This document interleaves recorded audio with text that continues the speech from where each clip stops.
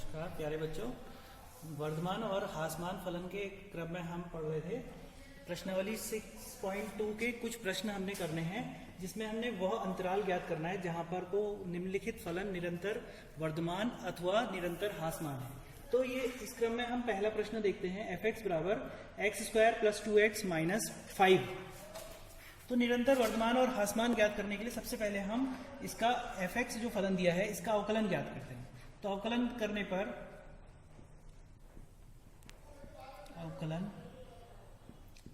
करने पर हमको मिलता है f(x) = 2x + 2 मिल जाता है।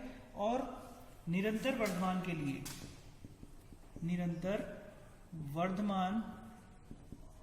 के लिए हम क्या लिखते हैं इसमें, आप जानते हैं, आपने पहले पढ़ भी रखा है, f(x) को हम > 0 रख देते हैं।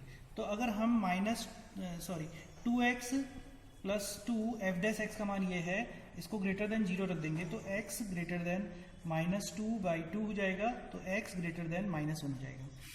अब इसके लिए अंतराल याद करने के लिए हम अगर संख्या रेखा बनाएं तो ये -1 अगर हमारे पास यहाँ है और ये यहाँ पर को +∞ और यहाँ पर को -∞ है, तो x -1 से बड़ा है, तो -1 से बड़ा यानी इधर की साइड को जाएगा, तो ये इस साइड को जाएगा, मतलब -1 से बड़ा है, बराबर नहीं है।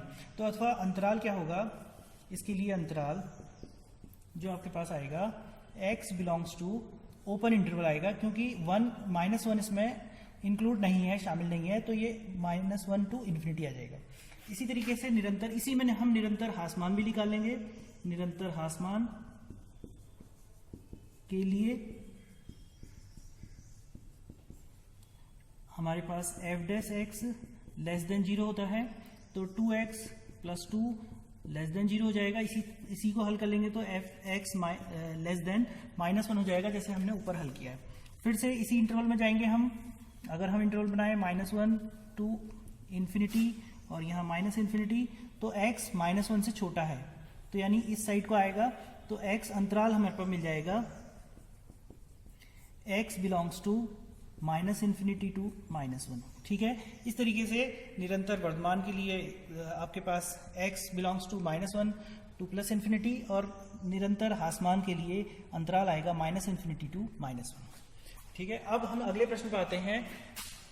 f(x) बराबर 10 - 6x - 2x², हमें ये फलन दिया है, तो हम वही काम करेंगे, f(x) का मान ज्ञात करेंगे, जो कि आपके पास 10 का 0 हो जाएगा, तो -6 - 2 × 4 4x हो जाएगा आपके पास।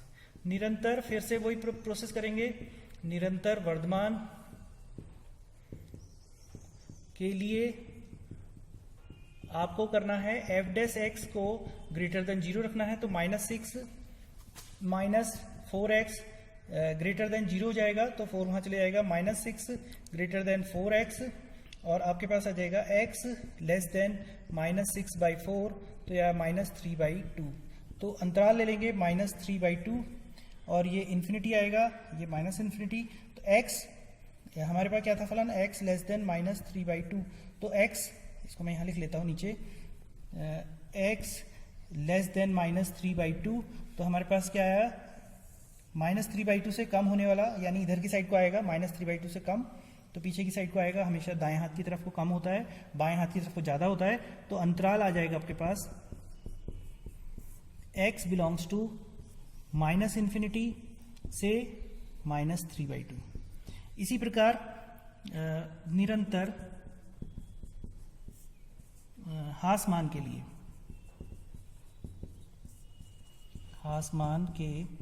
लिए हमारे पास लेना पड़ता है f(x) <0, तो -6 - 4x जो हमने निकाला था f(x) का मान <0, तो उधर चले गया, 4x > -6, x > -6/4, तो -3/2, तो x -3/2, हमारे पास क्या मिला, x > -3/2, तो x -3/2 से बड़ा है। मैं इसी नंबर लाइन पे दिखा देता हूँ, यहाँ पर को x -3/2 से बड़ा, यानी इस साइड को आएगा, यहाँ आपके आ गया ह्रासमान,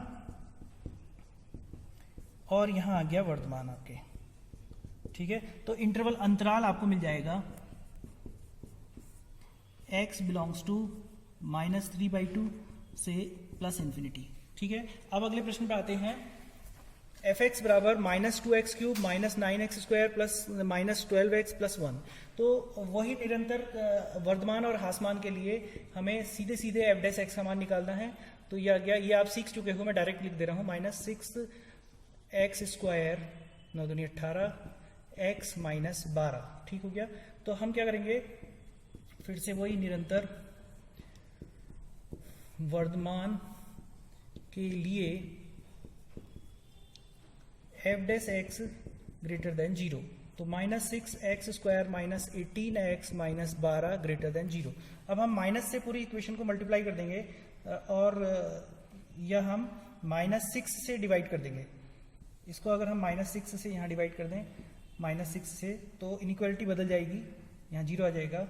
ये आ गया x² माइनस माइनस प्लस हो गया, 3x माइनस माइनस प्लस हो गया प्लस 2, आपके पास ये बन गया। अगर हम दोनों साइड -6 से डिवाइड कर दे तो ये आ जाएगा। अब इसके इसके फैक्टर करेंगे, द्विघात समीकरण है, 2 के ऐसे फैक्टर जिसको जोड़ के 3 आए, तो 2 एकम 2, तो x 2 एकम 2, 2 और 1 3, तो x + 2 और x + 1 लेस देन 0 आ जाएगा आपके पास। ठीक है, इस इंटरवल को हम कैसे सॉल्व करते हैं, नंबर लाइन से लेते हैं।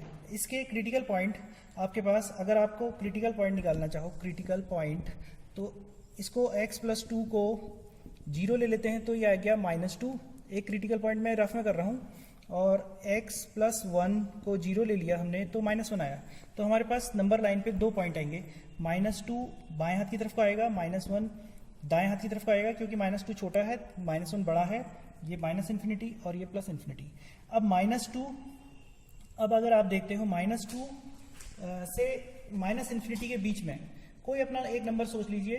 सपोज मैंने सोच लिया यहाँ पर कोई -3 नंबर सोच लिया, और मैं इसमें वैल्यू रख देता हूँ -3 + 2, इसमें वैल्यू रख रहा हूँ, और यहाँ रख रहा हूँ -3 + 1, तो ये -3 + 2 नेगेटिव आया, -3 + 1 यानी -2, ये भी नेगेटिव आया, दोनों नेगेटिव गुणा होंगे तो ये पॉजिटिव हो जाएगा आपके पास।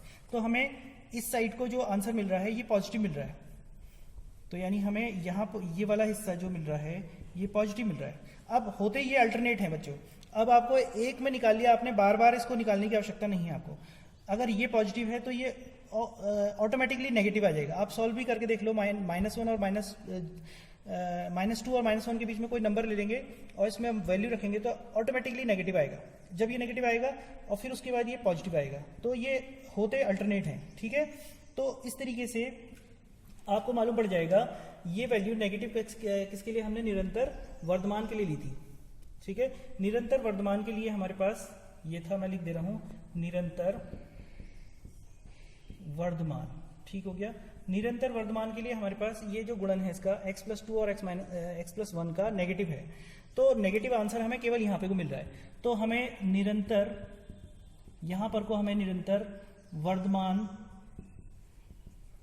फलन जो मिल जाएगा x बराबर अंतराल मिल जाएगा, यहाँ ये ओपन इंटरवल होगा क्योंकि एक खाली लेस देन का साइन है, -2, -1, और इसके विपरीत निरंतर, इसको हमने बार बार हल करने की जरूरत नहीं है। इसके विपरीत x बिलोंग्स टू जो इंटरवल बचता है आपके पास, एक ही वाला बचता है, ये पॉजिटिव वाला, क्योंकि निरंतर ह्रासमान के लिए आपको क्या मिलेगा, सॉल्व करोगे तो इक्वेशन ऊपर की तरह सॉल्व करोगे, इक्वेशन आपके पास मिल जाएगी x + 2 x + 1 ग्रेटर देन 0 मिल जाएगी आपको। हल ऐसी करेंगे जैसे ऊपर हमने हल किया है, और इंटरवल मिलेगा अंतराल, इसमें x बिलोंग्स टू मिलेगा आपको। एक तो ये है जिसमें ये पॉजिटिव मिल रहा है, और एक ये है जिसमें पॉजिटिव मिल रहा है, यानी ये क्या है, -∞ टू -2 यूनियन, इसके साथ आपको ये भी मिल रहा है -1 टू ∞। तो हमारे पास ये दोनों निरंतर ह्रासमान के लिए ये मिल गया हमको, और निरंतर वर्धमान के लिए ये इंटरवल मिल गया हमें। इसके बाद हम अगला प्रश्न देखेंगे।